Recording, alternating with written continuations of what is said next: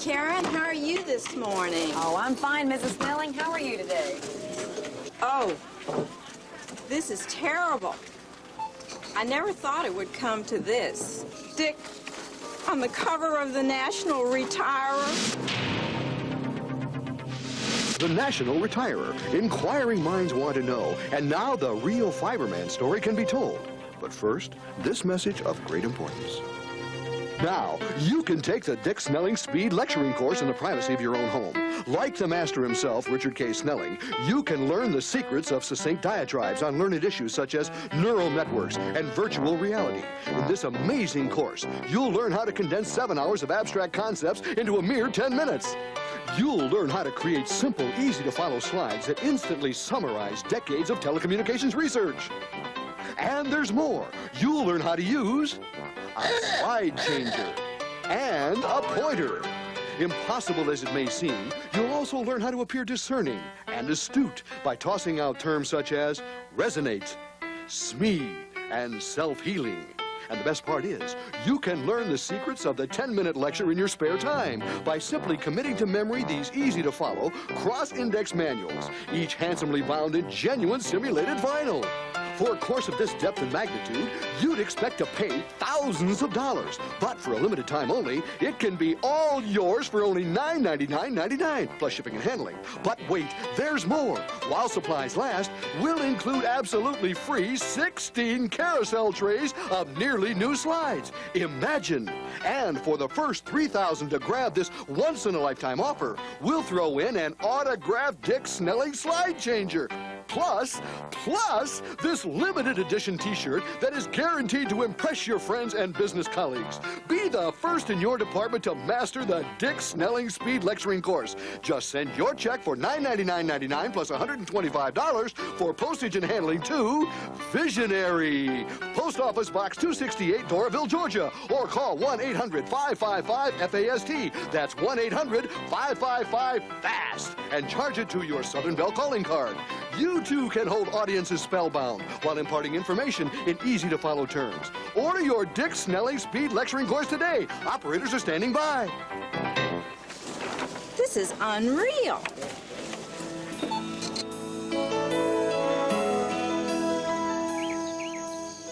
It happened. Yes, it happened in a lonely cornfield somewhere west of Smyrna. A loyal Southern Bell employee was going about his job when a voice from nowhere said, "If you build it, they will come." Golly, I thought I heard voices. Must be my imagination. I said, if you build it, they will come. Holy mackerel. The corn stalks are talking to me. Dick's not the only one that's hearing voices. I'm out of here.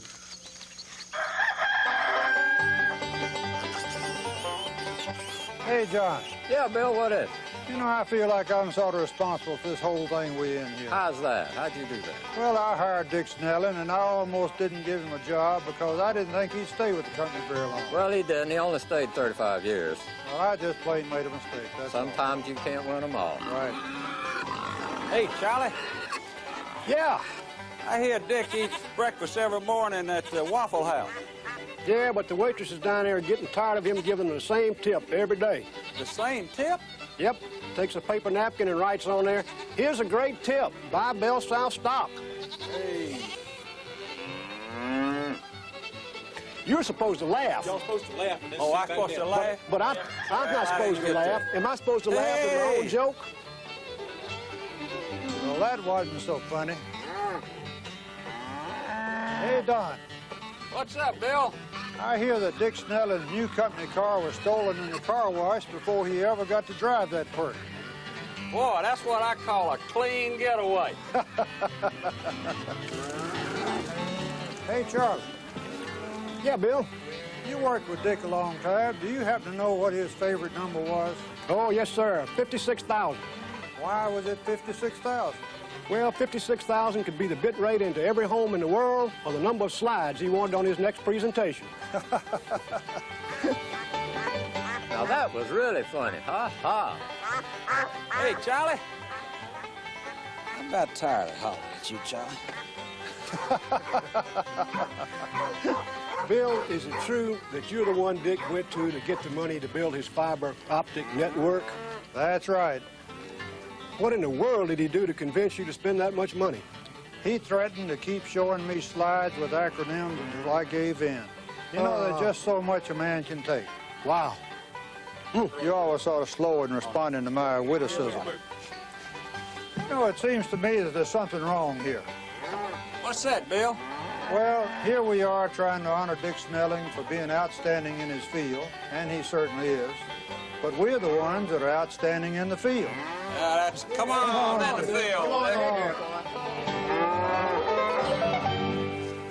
Yo, anybody here? I thought you heard me loud and clear. I did. You said if you build it, they will come. Right. So, carry on.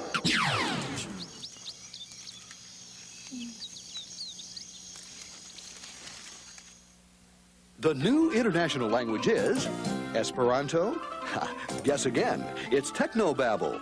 And teaching the world to speak the language of Technobabble became the appointed mission of Richard K. Snelling. Starting in 1982 when he became Executive Vice President Network, Dick Snelling began a worldwide journey to spread the word. On 45 trips to other countries, an untold number here in the States, Dick spread the gospel, telling how optical fiber and digital switching would revolutionize telecommunications. Dick's wisdom and leadership were at the helm of this revolution as the world began to see the light. Dick Snelling rapidly became one of the most respected telecommunications leaders in the world. On these forays, Snelling made scores of converts and friends. Some of them now have a word or two for Dick. Dick, on behalf of all the people of Telecom Australia, I'd like to wish you all the very best as you go into your retirement. But someday, we'd like to see you back out here in Australia. We're sure we can give you a good Aussie welcome. All the very best for your retirement.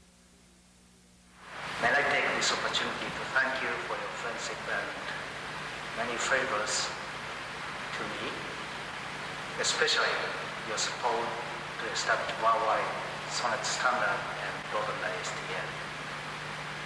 Finally, I wish happy many more days for your future. I believe you are the most knowledgeable and committed, let me say, prophet, not only in the US, but in the whole world. It is therefore hard for me to imagine that you will actually be retiring from the telecommunications scene today. The telecommunications world would lose a visionary. Therefore, I only wish to say today, all the best, Dick, and auf Wiedersehen. Faith in the new technologies of telecommunications and a great sensitivity to the benefits to the end user that come about by applying them has made Dick Snelling an interesting and inspirational person to know and work with over the years. We wish him a healthy and happy retirement. Master of telecom technologies, you have been the powerful force of nature, forging through the years fiber network topologies to build POTS, ISDN, and broadband architecture. Fiber to the superhome, you told us, Sparkling Dick. Elastic bandwidth, multimedia, and video on demand to meet the user needs and make telco's pocket thick. This, your dazzling heritage, to get at last what we want. From your friend and fan, Maurizio. Hey, Dick, before you clean out your desk, how about stopping by my office? I've got all these vouchers that I'd like to talk to you about, these expense vouchers for some pretty exotic places. Places like Tasmania and, gee whiz, Rio de Janeiro, 4 trips to Tokyo and 6 to Munich. There's quite a stack of them, so we need to talk about that before you leave. Here? Oh, no. I can't believe that they're printing this trash. And now it can be told, the heretofore unpublished real-life story of Fiberman.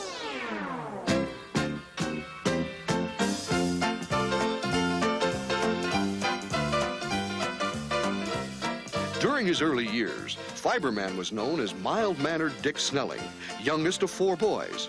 His father worked in real estate, and his mother was a milliner. His brother George tells us, When Richard was a youngster, he was very small. He was actually a runt. He weighed 37 pounds when he started the 1st grade. And my mother was convinced that it was because all the older boys were taking his food. So she put a stop to that by making sure that he was served first. Everybody had to wait until he had plenty to eat. He always did, I can assure you, because I was next to him, and I sat next to him all during our youth. His first job was in my mother's millinery store. He started when he was 4 years old, and he's been going ever since. Dick grew up to be a solid athlete, with swimming as his specialty. In high school, Dick was elected senior class president and most representative. One of his high school classmates, Barbara Ann Mulligan, became his fiancée during his senior year at the University of Florida. Like his brothers, Dick worked his way through college, and upon graduation we were married. And Dick left his full-time job at the St. Petersburg YMCA in 1956, and we entered the training program in Jacksonville. And from there, we moved to West Palm Beach and Orlando and on to Cocoa, and then back to Jacksonville and to Fort Lauderdale and Atlanta. And as we were doing all this traveling, our family grew. It was a typical childhood, except for the lasers downstairs. And I'm sure the neighbors were a little bit concerned about what was going on down there. But there were all the demonstrations at the high school and the elementary school. But he was Laser Man before he was Fiberman, and I want you to know that. My father was not only an elder in the Presbyterian Church, but he was also a Sunday school teacher as well. Quite often I had the privilege of being a student in one of his classes. One day, I asked him about the circumstances surrounding the parting of the Red Sea. He leapt to his feet, a grin crept over his face, and a bright look came upon his eyes, and he replied, "Well, that would be on slide 16. He then broke out the tray and gave us a slide presentation of the Old Testament. Does this sound familiar? When I was in high school, the question of the year was, what will Dad and I do for our science project? And we worked hard and we decided that we would do fiber optics. And we handed the project in to my science teacher, and when the grade came back, he had decided that both of us had overactive imaginations and the grade should be a D+ because light couldn't travel that fast. Dick Snelling's leadership abilities were evident in his home life as well as his professional life. Faster than a speeding bullet, he moved up in his field, instigated changes more powerful than a speeding locomotive, and leaped tall communications obstacles in a single bound. This was the beginning of Fiberman. An engineering director in 1972, he became Atlanta General Plant Manager in 1976. 2 years later, he was elected Vice President Georgia Network and was later named Vice President Network. In 1982, he was elected to his current position and elected a member of the Board of Directors for Southern Bell the following year.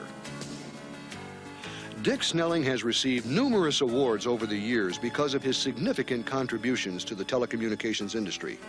Some of the most recent awards include the Golden Loop Award, presented by Outside Plant Magazine for industry leadership and contribution.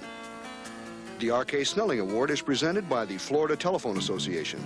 It is a special award established in his honor for outstanding contribution to the telecommunications industry to be presented biannually.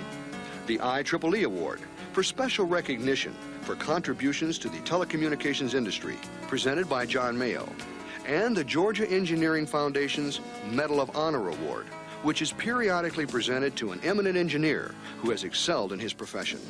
Dick's achievements were most recently honored by being selected as an IEEE Fellow Grade, the most prestigious international honor bestowed by the Institute of Electrical and Electronics Engineers. How does someone accomplish all of this in just 35 years? Well, that's our Fiberman.